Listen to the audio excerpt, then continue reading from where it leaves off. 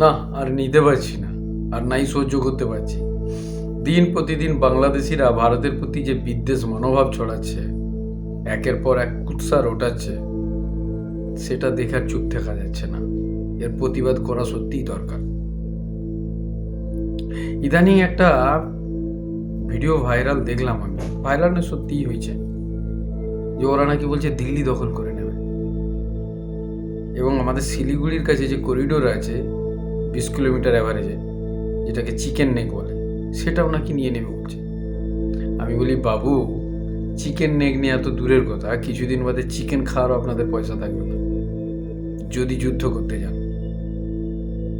একটা কথা ভাবুন, যে দেশের প্রধানমন্ত্রীর বাসভবন থেকে চেয়ার, টেবিল, কুর্সি, ফ্রিজ, হাঁড়ি, কড়া, খুন্তি, এমনকি তার আন্ডারওয়্যার পর্যন্ত লুটে নেওয়া হয়, তাহলে বুঝতে হবে সেই দেশের অবস্থা কীরকম, কতটা গরিবী আর কতটা দুর্ভিক্ষের ক্যালেন্ডার চলছে সেই দেশে। তারা আবার বলছে ভারত দখল করে নেবে। আবার একজন মৌলভী সাহেবকে বলতে শুনলাম যে, বলছেন দেশের জাতীয় সঙ্গীতটাকেই বদলে দেওয়া হবে, কারণ যিনি লিখেছেন উনি এ দেশীয়, মানে ভারতীয়, কবিগুরু রবীন্দ্রনাথ ঠাকুর। আমি বলি আপনাদের জনসংখ্যা তো 20 কোটি, তার বেশিই হবে, কম তো হবে না। তো 20 কোটি জনতা মিলে একটা রবীন্দ্রনাথ ঠাকুর তৈরি করে নেন না, আছে সে ক্ষমতা, আর বদলাতে চলেছেন। 1971 সাল থেকে 2025 আসতে চললো, এখনো পর্যন্ত সেই নিয়মেই চলছে। আপনারা এসে বলছেন জাতীয় সঙ্গীত বদলে দেব, সেটা আপনাদের দেশের ব্যাপার। কারণ তার কারণটা আবার অদ্ভুত দেখাচ্ছেন, কারণ জাতীয় সঙ্গীতের মাঝখানে কোথাও বাংলাদেশ লেখা নেই। আরে কিছু তো যুক্তি ব্যবহার করুন, কিছু তো তথ্য ভিত্তিক কথা বলুন, তবেই তো আপনাকে শিক্ষিত ভাববো না। রবীন্দ্রনাথ ঠাকুর প্রয়াত হয়েছেন 1941 সালে, আর আপনাদেরকে স্বাধীন করা হয়েছে, স্বাধীন হয়েছেন নয়, স্বাধীন করা হয়েছে। ভারত না থাকলে আপনারা স্বাধীন হতে পারতেন না। তো রবীন্দ্রনাথ ঠাকুর থোড়ো না জানতো যে বাংলাদেশ বলেও কোনো দেশ তৈরি হতে পারে, এবং আপনাদের মতো কিছু কট্টর মানসিকতাবাদী মানসিকতা সম্পন্ন মানুষরা এইরকম প্রশ্ন করতে পারে, এটা উনি থোড়ো না জানতেন।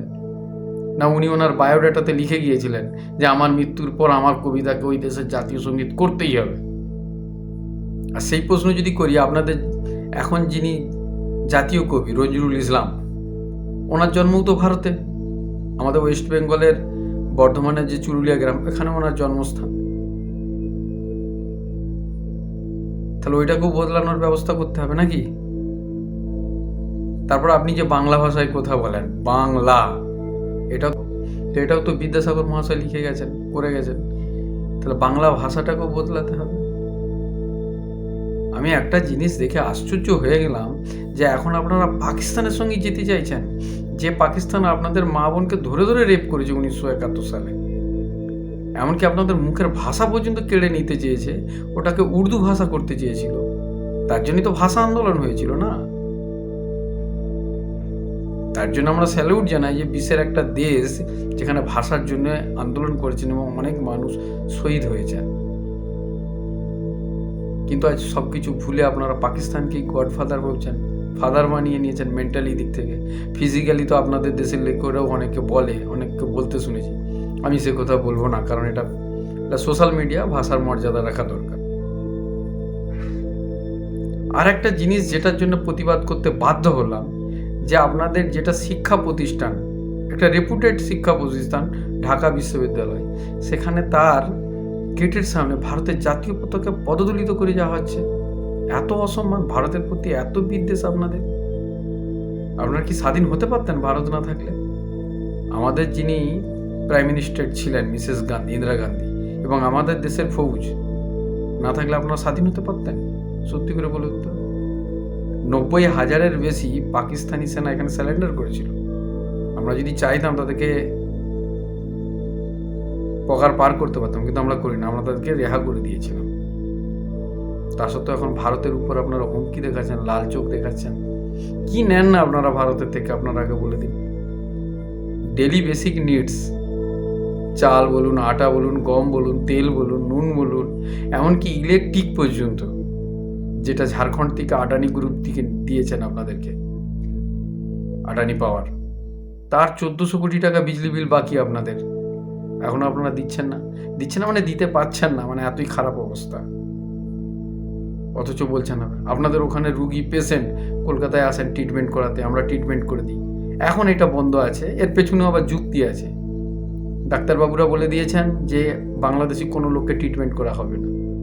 কেন করবে? তার দেশের যদি, আমার দেশের জাতীয় পতাকাকে আপনারা অপমান করবেন, ন্যাশনাল ফ্ল্যাগকে আপনারা অন্যভাবে ব্যবহার করবেন, পুড়িয়ে দেবেন, কখনো কখনো তাকে পদদলিত করবেন, অমার্জিত করবেন, তো আমরা দেশপ্রেমী হতে পারি না? আগে দেশ, তারপর ধান্দা, তারপর ব্যবসা। ডাক্তারবাবুরা 100% সঠিক কাজ করেছেন। যে আর পাকিস্তান থেকে আপনারা এখন কি কিনছেন? কি শাহিন মিসাইল, বাবর, আপনারা এখন অনেক কিছুই কিনবেন। শাহিন কিনবেন, বাবর কিনবেন, হুমায়ুন কিনবেন, খিলজি কিনবেন, কুতুবুদ্দিন কিনবেন, যাই কিনুন আপনাদের ব্যাপার।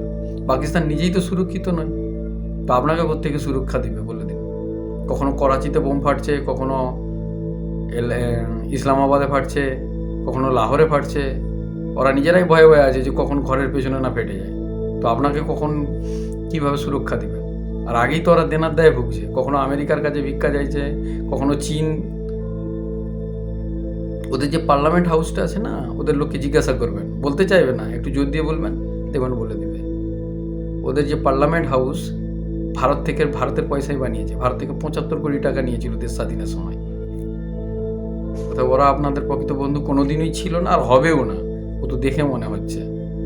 আর আপনারা বড় বড় ডায়লগ দিচ্ছেন, বড় বড় কথা বলছেন, বলে দিন এগুলো তো মেনে নেওয়ার নয় না বাবু। আমরা এই করে দেবো, আমরা সেই করে দেবো, ভারত করে দেবো, এই করে দেবো। আর আপনাদের পাশে তো মায়ানমার, ওখানে রিফিউজিকে ধরে ধরে বার করে দিয়েছে, মেরে বার করে দিয়েছে। ওরা তো মুসলমানই ছিল, কই তাদেরকে প্রোটেক্ট করে ওখানে ফিরিয়ে দেখান দেখিনি? চীনে নামাজ পড়া বন্ধ, ওখানে নামাজ পড়ে দেখান দেখিনি? এশিয়া ইউরোপের অনেক দেশ আছে যেখানে মুসলিমদেরকে ভালো চোখে দেখা হয় না, সেখানে আপনাদের প্রতিচ্ছবি ঠিক করুন দেখিনি।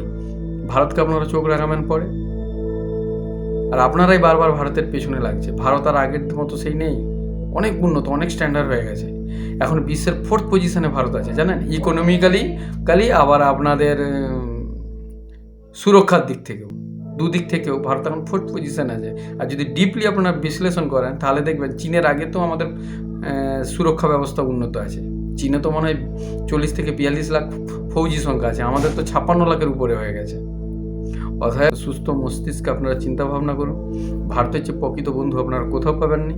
যে দেশ আপনাদেরকে স্বাধীনতা দিয়েছে, সে যদি মনে করে আপনার থেকে স্বাধীনতা কাড়িয়ে নিতেও পারে। সব কিছুতেই আপনাদেরকে সাহায্য করা হয়েছে, দেখা হয়েছে। আমরা আপনাদের উপর কোনো হিংসা নেই, কোনো বিদ্বেষও নেই। আপনারা কী করছেন, ওখানে যারা হিন্দু, আমাদের মতো যারা হিন্দুবাসী লোক এবং সংখ্যা লঘু যারা বৌদ্ধ হতে পারে, খ্রিস্টান হতে পারে, কিছু পরিমাণে পার্সিক বি আছেন, তাদের প্রতি আপনারা অকথ্য অত্যাচার চালাচ্ছেন। ইসকনের যিনি স্পিরিচুয়াল লিডার রেখেছেন, ওনার অ্যাসিস্ট্যান্টকেও খাবার দিতে গেছে, দিয়ে দিয়েছে। আপনারা কি হিউম্যান রাইটসের রুল রেগুলেশন পড়েননি, জানেননি? যে একজন আসামি হলেও তার যে বেসিক নিডস সেগুলোকে তাকে দিতে হবে, সে জেলে থাকুক বা জেলের বাইরেই থাকুক।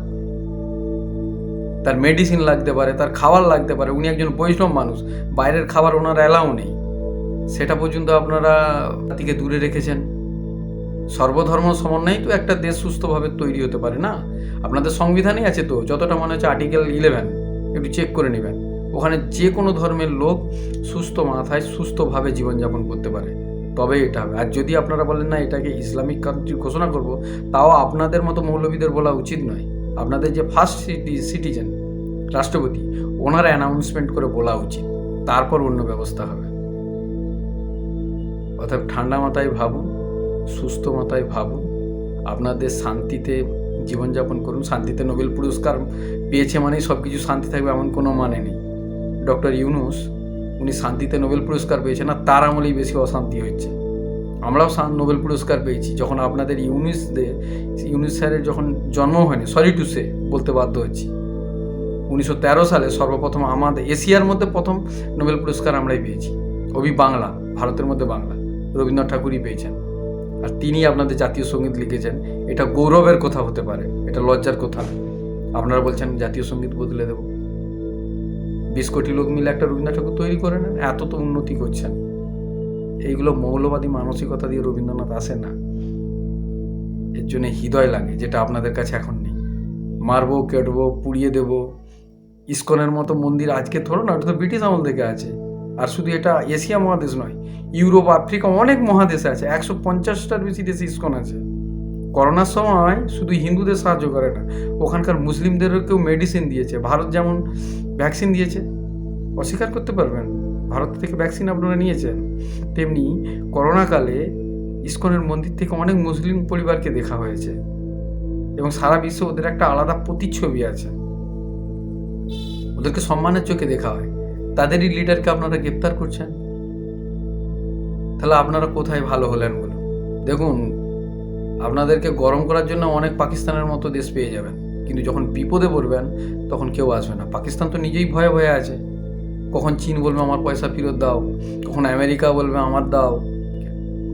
ভালো থাকবেন, সুস্থ থাকবেন, আর সুস্থ মস্তিষ্কে চিন্তা করবেন। জয় হিন্দ, জয় ভারত, নমস্কার।